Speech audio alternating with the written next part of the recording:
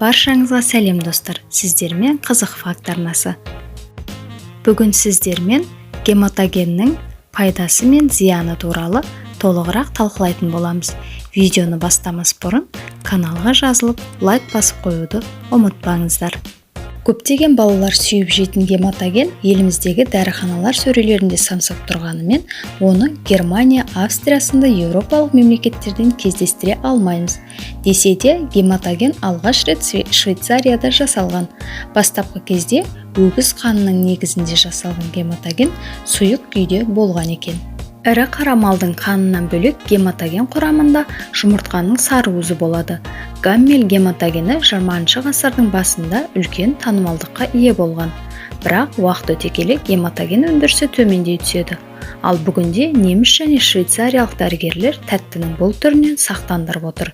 Оның себебі де жоқ емес.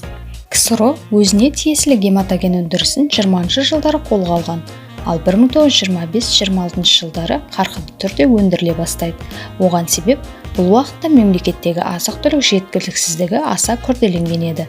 Дұрыс тамақтанатын мүмкіндік болмағандықтан гематоген темір жетіспеушілігімен күресуге көмектескен. Гематоген несімен қауіпті? Өгіз қанының негізінде жасалған тәтті текшелерді Қазақстан, Ресей мемлекеттерінде әліге дейін тұтынуда. Ресейлік дәрігерлердің пікірінше, темір жетіспеушілігінің салдарынан туындайтын қаназдық кезінде дұрыс тамақтанбағанда гематогеннің көмегі зор.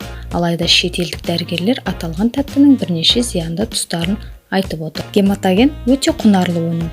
Оның дәмін жақсарту үшін құрамына сірне, бал, қант, шоколад, қойылтылған сүт және басқа да құнарлы өнімдер қосады.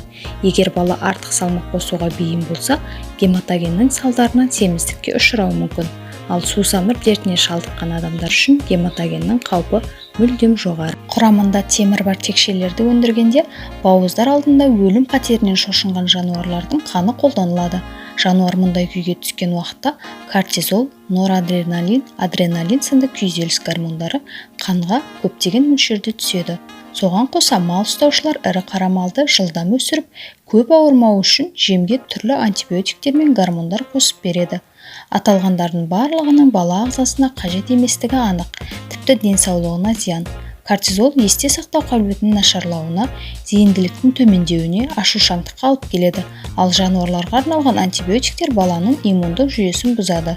Осы себепті шетелдік дәрігерлер гематогенмен емдеудің қауіптілігін ескертіп сақтандыруда. Бәрінен абзалы баланы дұрыс тамақтандырып, дұрыс тағамдармен қамтамасыз ету қажет. Гематогеннің негізін ірі қара малдың қаны құрайды. Қан микроорганизмдерден тазартылып, дефибрилденген күйде болады. Бірақ кейбір өндірушілер қан емес, гемоглобин қолданылады. Гематоген құрамында қан бар деген сөзді сіз ешқашан таппайсыз.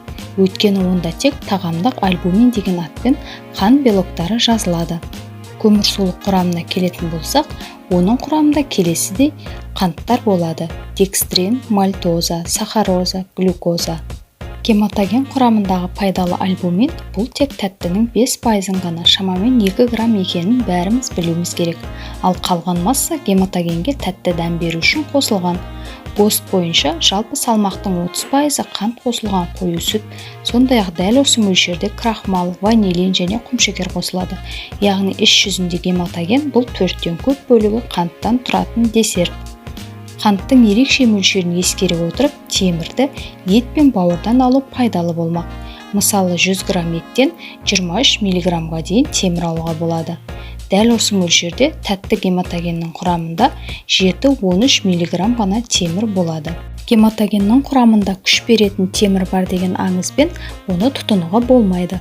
Оған кәдімгі кәмпиттер секілді ешқандай артық пайдасы жоқ десерт ретінде қарау керек. Айта кетерлігі, гематогеннің көптеген түрлерінің арасында еш айырмашылық жоқ. Шоколад, карамель немесе жаңғақ дәмімен таңдау әркімнің өз талғамына ғана байланысты. Ең бастысы, оның пайдасы бар деген ойдан аулақ болыңыз. Гематогеннің зияндылығы жайлы ақпарат бәріміз үшін пайдалы болды деген ойдамын. Егер осы видеоны достарыңыздың да көргенін қаласаңыз, бөлісуді ұмытпаңыз.